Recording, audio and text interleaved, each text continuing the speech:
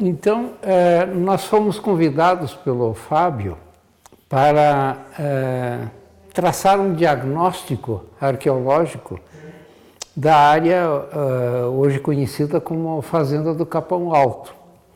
A Fazenda do Capão Alto é apenas um episódio da história que aconteceu aqui anteriormente. Nós sabemos que Pedro Taques se instala aqui com Sesmarias no começo do século XVIII. Em 1751, essa área é ocupada pelos religiosos carmelitas, que desenvolveram aqui atividades agrícolas e pecuaristas com muitos escravos. Essa produção era encaminhada para o convento dos carmelitas em São Paulo. Os carmelitas ficaram aqui, inclusive com convento, casa deles, né? E até 1754. Eles se retiraram para São Paulo, mas aqui permaneceram os escravos dos carmelitas que continuaram nas atividades anteriores, com a incumbência de encaminhar os produtos para São Paulo. Os escravos só saem daqui porque houve uma transação, quer dizer, são levados para São Paulo, para a lavoura de café, abertura de estrada, mas um pequeno grupo permanece aqui, mas se retira do lugar. Eles vão instalar-se quilombos nos arredores. Nós temos, então, no episódio carmelita, 113 anos. 6 anos depois, o Barão de Monte Carmelo se instala aqui e constrói essa edificação onde nós estamos agora, com mão de obra escrava, também ele trouxe os escravos dele. Então nós temos um período curto de permanência desses africanos aqui, desses escravos africanos com o barão. A única edificação que restou da ocupação dos carmelitas são as ruínas da capela, que está parcialmente conservada, e o casarão, que é do Barão de Monte Carmelo. Nós não sabíamos exatamente que área foi ocupada durante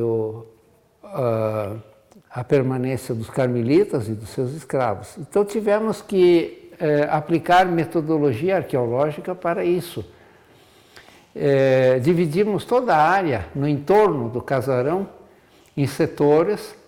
Nesses setores foram estendidas linhas e feitas perfurações com cavadeira articulada e com perfuratriz motorizada de 5 em 5 metros. E assim até uma profundidade de 1 metro e às vezes até 1,30 m, 1,40 m.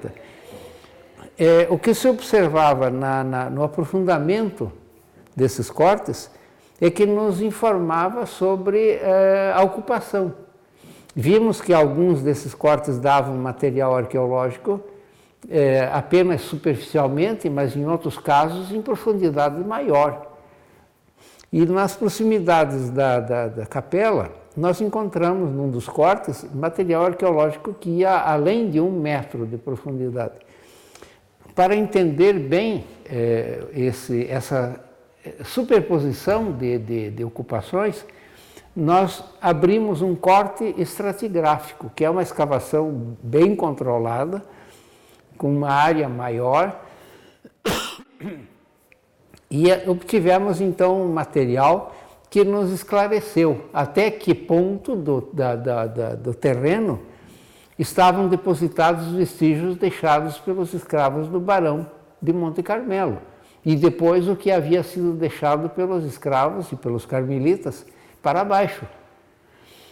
Esse material todo, ele foi levado para a Universidade Federal do Paraná, em Curitiba, e está sendo analisado ainda. O que nós trouxemos aqui é uma amostra desse material todo, mas essa amostra já nos dá uma ideia de como eles procediam para a elaboração dos artefatos, dos objetos, e como era a economia do grupo.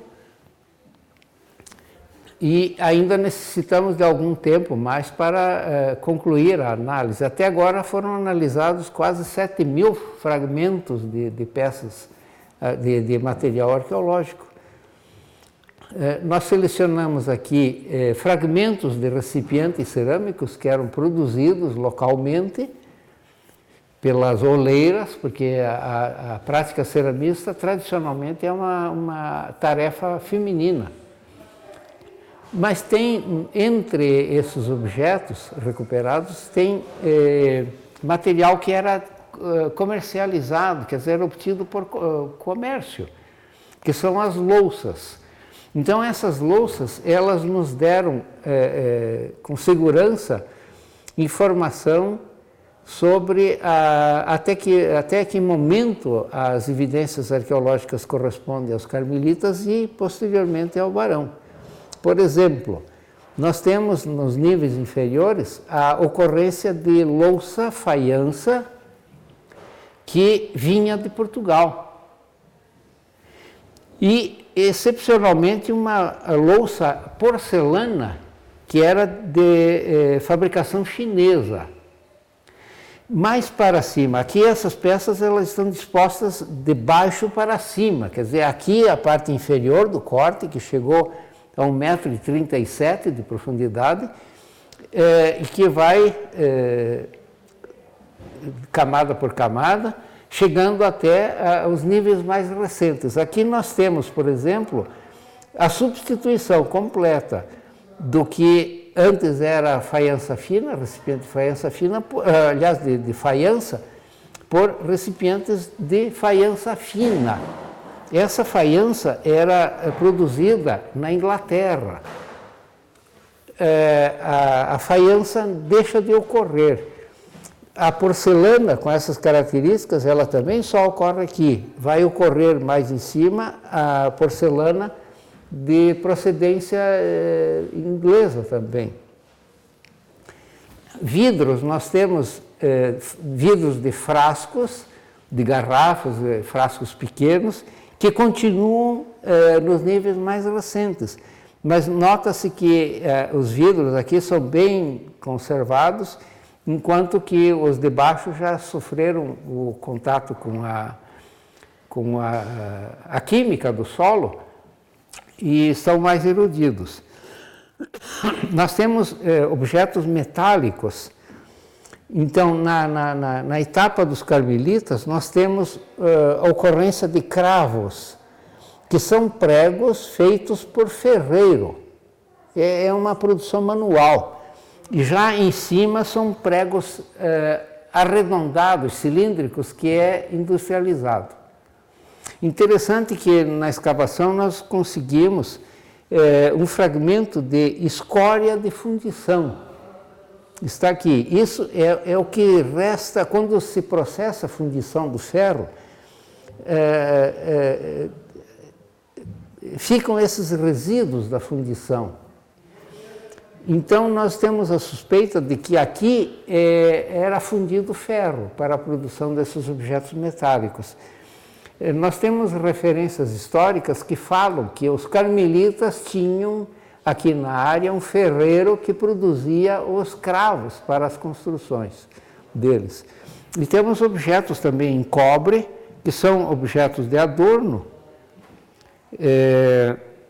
e outros de metal, por exemplo, chumbinhos de arma de fogo. Chumbinhos de arma de fogo. Outra ocorrência que nos leva a essa confirmação de arma de fogo com os escravos é a presença de pederneiras, que são fragmentos de silexito trabalhados que, ao serem impactados, soltavam faísca, que acionavam a pólvora das espingardas. Isso ocorre na parte inferior, junto aos carmelitas. Na parte superior nós temos também pederneira, mas elas são um pouco diferentes, e elas eram usadas como isqueiro, vulgarmente conhecidos como pingo, né? Então nós temos uma continuidade, mas já com uma função diferenciada. Modelagens feitas com argila. Nós temos ali, por exemplo, um fragmento de tijolo.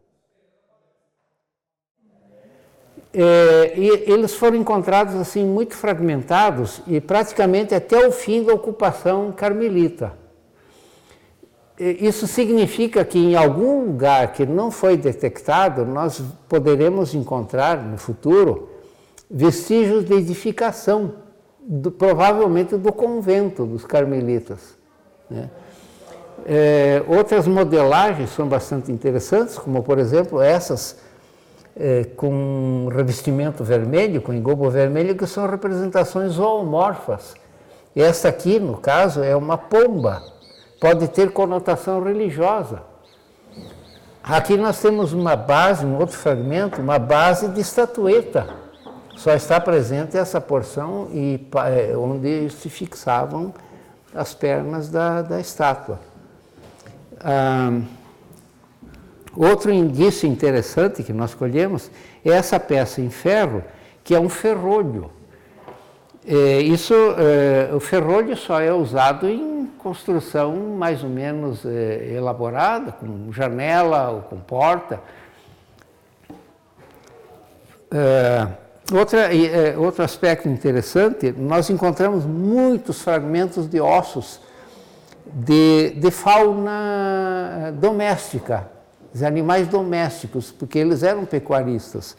Aqui nós selecionamos um fragmento de osso longo de bovino que tem na superfície um entalhe muito profundo e outro menos profundo aqui, que nos diz como era manipulado, como era feito o descarne do animal, o esquartejamento e o descarne do animal. Então, os ossos para obtenção do tutano, por exemplo, eles eram partidos com machado ou com facões. Então, nós temos aqui a marca bem clara da ação desses instrumentos. Pouquíssimas vezes encontramos vestígios de fauna silvestre. Nós temos, por exemplo, um dente de capivara e o restante são gado bovino, nós temos suínos e ovelhas, até agora classificados nesses objetos todos recuperados. A cerâmica que eles produziam é uma cerâmica que envolve várias técnicas decorativas.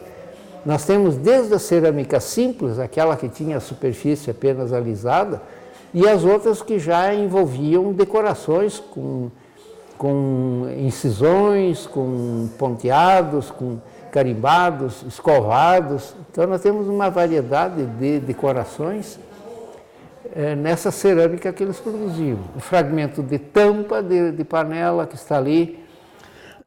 Cachimbos também foram encontrados em grande quantidade nas escavações, são cachimbos angulares e produzidos localmente, vários deles muito bem decorados, com capricho. Pequenos recipientes cerâmicos modelados também ocorreram. Aqui nós temos nessa sequência, que perdura durante a ocupação carmelita, fragmentos de telhas goivas, ou telha colonial, como se costuma dizer, que foram recicladas. Eles pegaram o fragmento da telha e usaram esse fragmento para regularizar a superfície da cerâmica quando ela estava sendo produzida. Então elas adquirem esse formato circular com bordo convexo, desgastado pelo uso. Interessante é na parte da cerâmica que tem engobo vermelho, muitas delas têm superfície, ambas ou uma só, externa ou interna, com engobo vermelho. Mas alguns fragmentos que têm esse engobo vermelho têm pinturas em branco em cima, da mesma maneira como aparece nessa modelagem, que nós temos restos de pintura sobre o vermelho. A pombinha também, ela está com pintura branca sobre o vermelho. E temos alguns fragmentos de cerâmica pintada de vermelho sobre o fundo branco. Então havia uma variedade muito grande de decorações entre o material que era produzido por eles.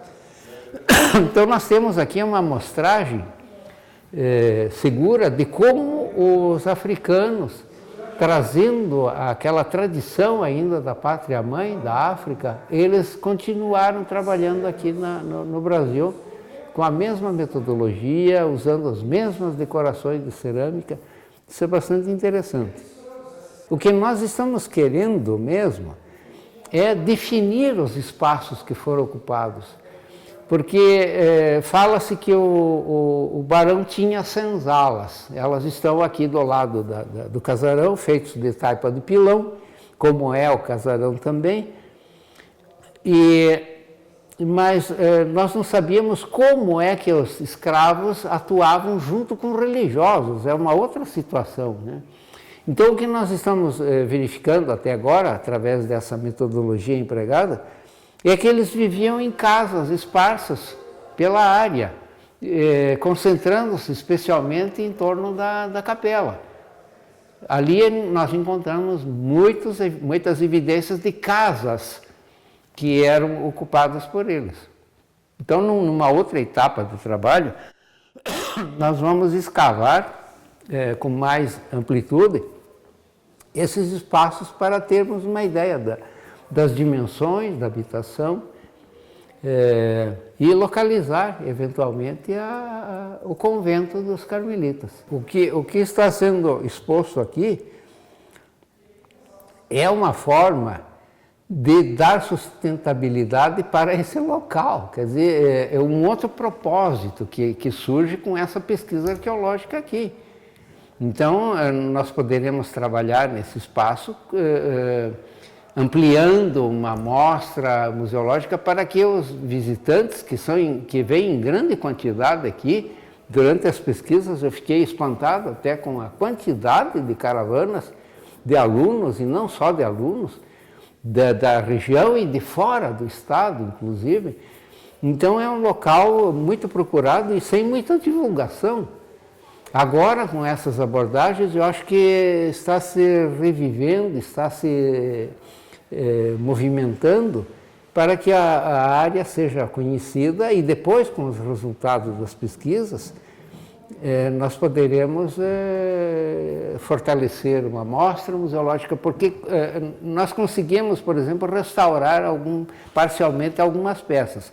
Mas se nós fizermos uma escavação continuada, quadra por quadra, interligadas, nós vamos poder restaurar peças completamente, quer dizer, nós vamos ter uma amostra que vá além desses fragmentos que estão aqui colocados, porque nós trabalhamos numa área muito pequena, né? Então, alguns fragmentos de um recipiente estavam aqui, mas os outros estão nas laterais, que não foram abertas, né? Então, eu acho que essa atividade ela preenche perfeitamente os propósitos desse encontro, dessa atividade na Semana dos Museus.